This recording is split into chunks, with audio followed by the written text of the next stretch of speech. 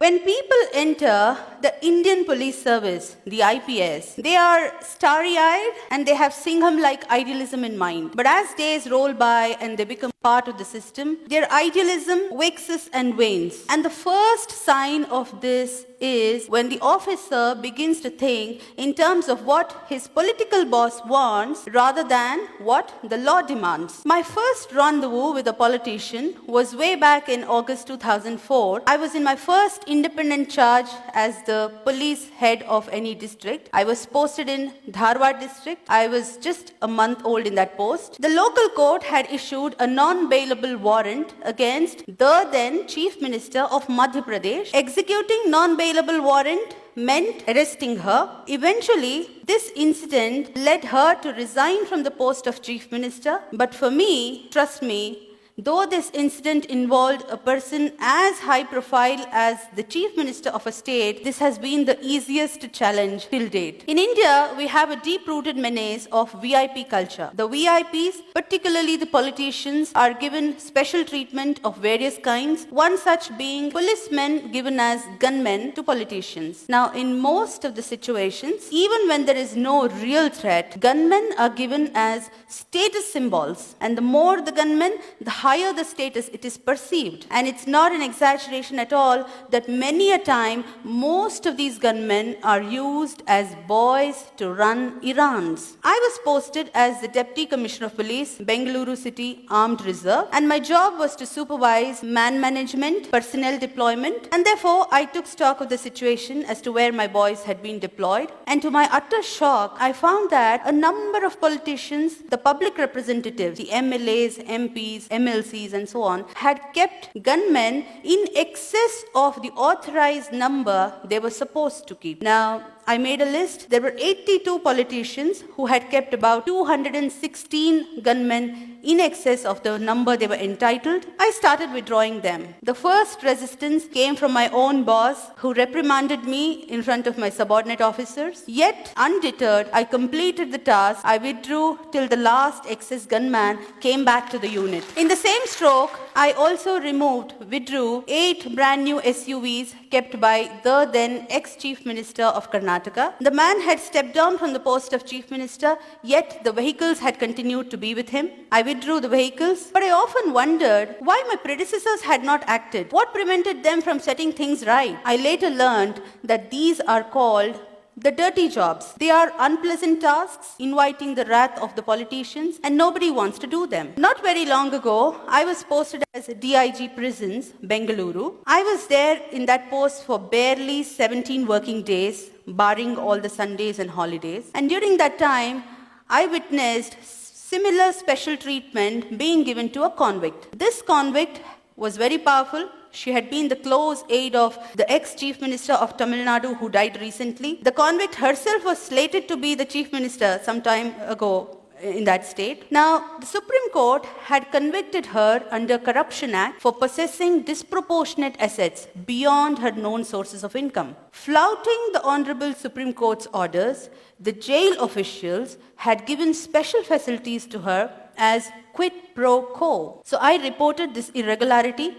And soon after this report, a number of people asked me, was your act a well thought out one or something done at the spur of the moment? Frankly speaking, I did not think of the consequences. There was no need to, because I was clear in my mind that I had acted in a manner most transparent and accountable, which every public servant is expected to. Now, after this report, I was slapped a defamation suit notice. So what is the take home? If you stir hornet's nest, be prepared for all kinds of oddities and notices. Now, the law is very clear. Rules are very clear. If a public representative is booked or named in the FIR as accused, be it the MLA or MLC or MP, he cannot claim it as his privilege. There can't be any privilege motion against the person who does it. Yet, unjustifiably, I was slapped the notice. I was made to appear before the privilege committee of the state legislature a number of times, and it dragged on for several years. And now, what is the take home?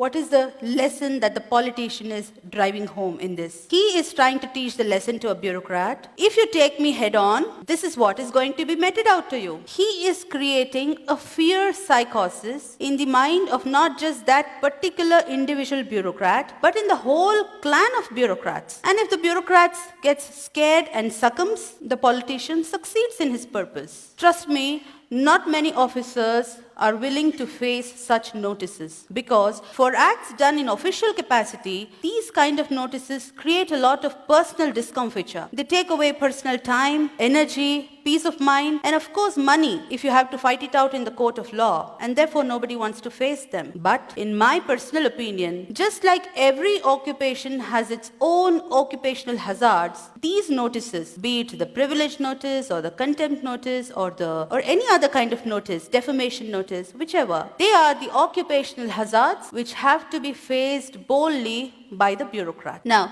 coming to the challenges that I faced as a woman in male-dominated police force, the peril is that the woman officer could be ignored, taken for granted, taken lightly. Her instructions can be thrown to air at times. I had one such shocking experience in Gadag district. In 2008, I was heading Gadag district police force. There was a powerful politician who had been a minister earlier. He addressed a gathering of his followers and made an inciting speech that made his followers to set ablaze on fire 3 government buses soon after his speech. Now, government buses mean public property bought out of taxpayers' money. I instructed my subordinate, the second in command of the rank of DYSP, to arrest the politician as he was prima facie guilty of abetment of the offense, and there was videographed evidence of his speech. Now, to my utter shock, not only my subordinate resisted, refused, but also kept on arguing relentlessly and kept lying to me that the politician had already left the town. I too did not budge. I had reached the police station in the morning and I kept sitting throughout the day. So it became evening, it became night. The clock struck 9 at night, 9:15, 9:30, 10. And finally, when the police staff saw that I'm not budging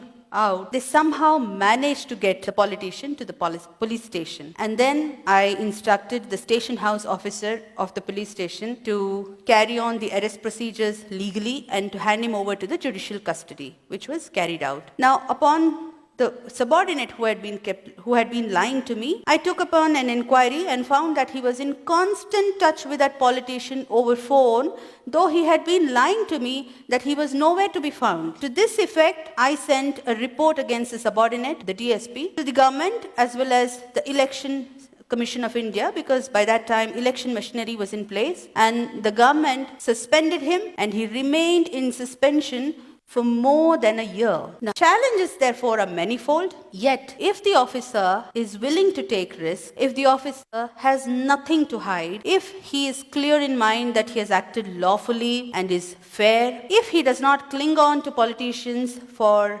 perks, cushy postings and so on, and last but not the least, if he has kept his bags packed ready to move out anytime if transferred, then such an officer, he or she, becomes a force to reckon with. Now, you might see that it's a commonplace knowledge that the MLAs, the MPs, the MLCs, these posts are created under the Constitution of India, but one must not forget that it is under the same Constitution, the All India Services, the IAS, the IPS are created. And Article 311 of the Constitution gives complete protection to the bureaucrat for acts done in official capacity, and it is available to every officer in the country, including the state services. So the day the bureaucrats are able to come out of the phobia of transfers, the phobia of politicians, we will have the best bureaucracy in the world. Karl Marx once said, bureaucracy is an iron cage, but I find that our bureaucrats have chained themselves. They are the ones holding the chains. The day they break away from these self-imposed chains, the day they start exercising their real power, we will see a new India.